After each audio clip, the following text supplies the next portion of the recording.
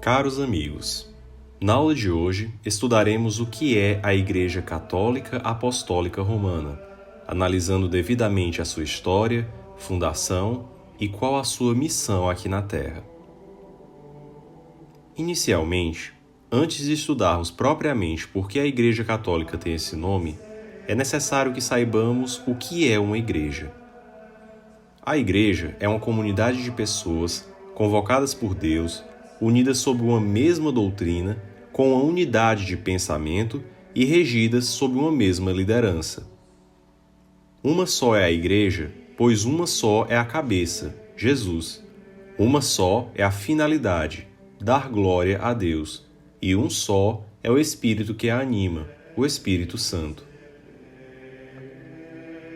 A Igreja Católica é composta por 3 igrejas que existem em 3 dimensões distintas. A Igreja Triunfante, composta pelas almas dos santos e anjos no céu, aqueles fiéis que já alcançaram a visão beatífica. A Igreja Padecente, composta pelos fiéis defuntos que estão salvos, mas ainda precisam se purificar para chegar ao céu. E a Igreja Militante, aqui na Terra, que luta constantemente para alcançar a salvação. Dito isso, explicaremos os chamados atributos da Igreja. A Igreja una, santa, católica e apostólica.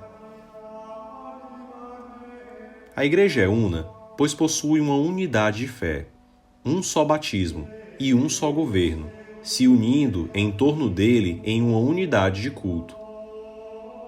A Igreja é santa, pois possui uma fundação santa, instituída pelo próprio Cristo, e porque ela possui uma alma santa, o Espírito Santo.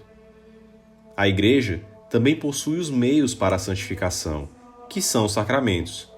Além disso, a Igreja é santa pois possui membros santos nos mais diferentes graus de santidade.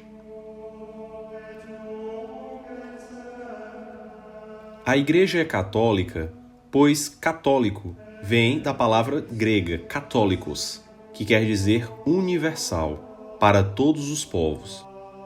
Se antes a ideia de salvação era restrita aos judeus, Cristo a estende a todos os povos do mundo.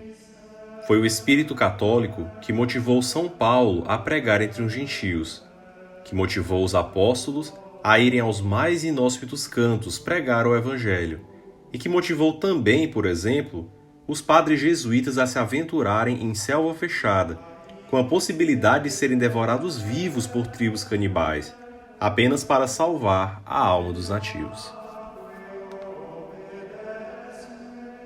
A Igreja também é apostólica, pois ela possui a ininterrupta sucessão apostólica.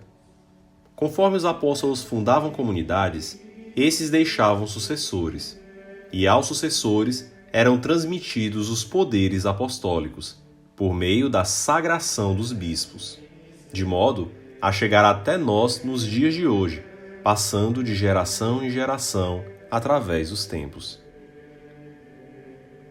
Desse modo, os bispos são os legítimos sucessores dos apóstolos, munidos dos poderes apostólicos e regidos pelo líder dos apóstolos e a autoridade visível da Igreja, Pedro. Em João capítulo 20, versículo 23, Cristo institui a possibilidade do perdão dos pecados aos apóstolos, agindo in persona Christi. Diz o texto sagrado: E tendo dito isto, soprou sobre eles e disse-lhes: Recebei o Espírito Santo. Aqueles a quem perdoardes os pecados, ser-lhes-ão perdoados. Aqueles a quais retiverdes, ser-lhes-ão retidos. Na pessoa de Cristo, poderiam os apóstolos perdoar e reter os pecados. E esses poderes apostólicos do perdão dos pecados chegam até nós, hoje em dia, por meio dos seus sucessores ao longo dos séculos. Desse modo, vemos que a Igreja de Cristo é una, santa, católica e apostólica. Mas por que a Igreja é romana? A Igreja é romana pois é fundada sob Pedro, e é necessário que entendamos bem isso primeiro.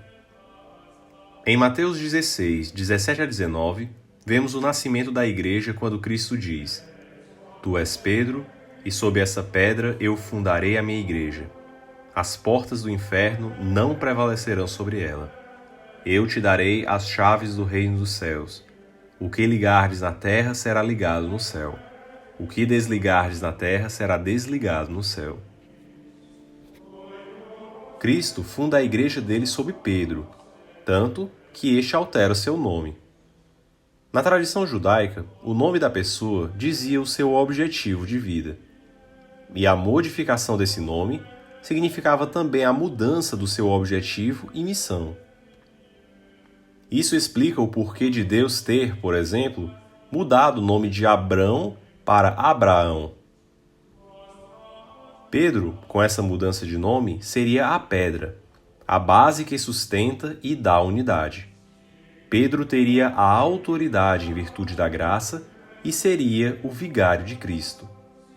A autoridade visível da igreja, sendo Cristo, junto do Pai, a autoridade invisível.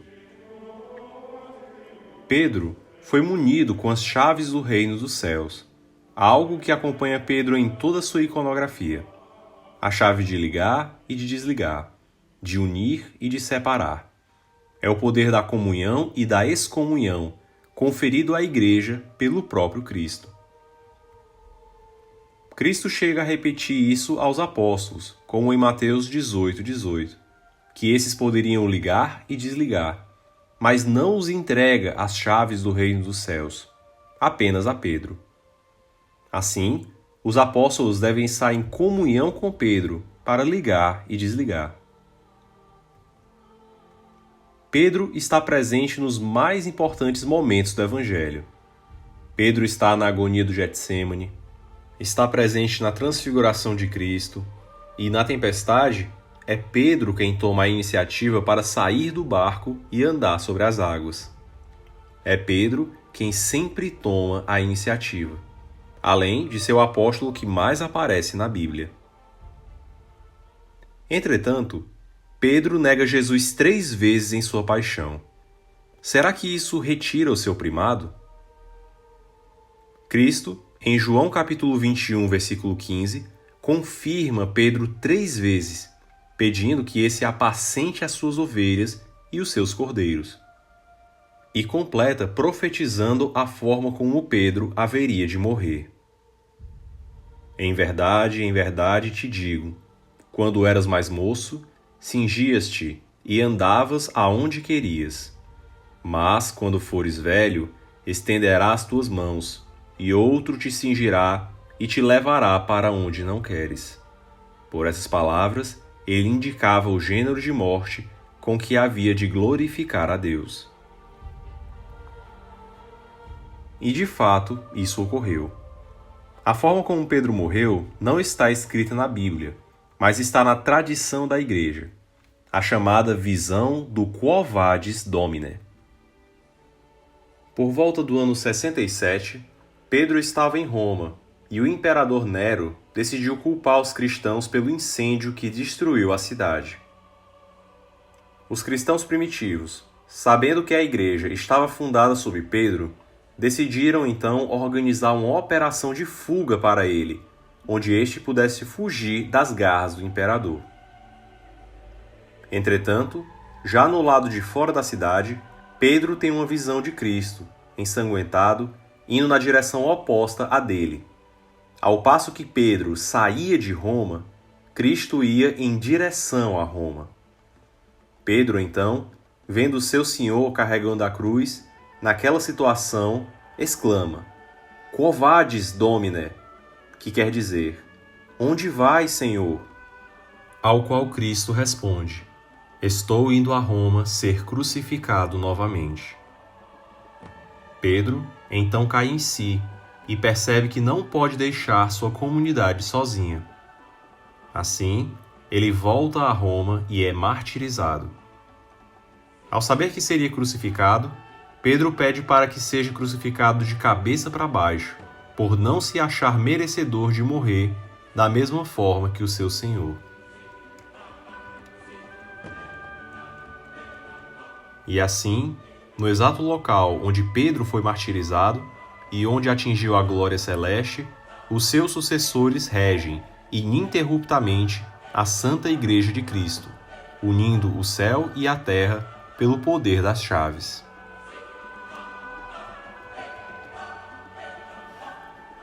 Os traços da autoridade de Pedro são notórios nas Sagradas Escrituras. Em João capítulo 20, versículos de 1 a 10, vemos que Pedro é o primeiro que entra no sepulcro. Mesmo João chegando primeiro, este não entra, mas espera até que Pedro entre primeiro, com um gesto de respeito. Ou quando, nos Atos dos Apóstolos, Pedro preside o Concílio de Jerusalém, o primeiro concílio da Igreja. Pedro é a razão pela qual a Igreja é romana, pois a Igreja de Cristo foi fundada sob Pedro, e a diocese de Pedro é Roma. Morrendo Pedro, não morre a Igreja, já que esse deixa sucessores, chegando até os dias de hoje. A Igreja Católica, ao longo de sua história, sofreu com diversas intempéries. Tivemos papas como Sixto II, que foram mártires no Império Romano, que não tolerava o cristianismo. Sobrevivemos aos vândalos, aos mais diversos bárbaros que se converteram. Sobrevivemos ao Islã, à heresia, ao protestantismo, ao iluminismo, ao secularismo, e a Igreja, em mais de 2000 anos de história, permanece firme. A Igreja viu a ascensão e a queda de impérios, mas permaneceu sempre intacta, pois foi uma promessa de Cristo de que as portas do inferno não prevaleceriam sobre ela. E foi desse modo, atravessando os séculos, que a Igreja foi a responsável por moldar toda a civilização ocidental, criando instituições como as universidades, surgidas no âmbito das catedrais, e os hospitais, destinados aos doentes. A Igreja Católica é responsável pela manutenção, ainda hoje, de mais de 129 mil escolas, 5.400 hospitais, 9.000 orfanatos e 14.400 lares para pessoas com deficiência. Assim, a Igreja é a maior provedora de serviços sociais do mundo, atuando em locais onde por vezes o governo não chega e onde a caridade é o que ajuda a população a se manter.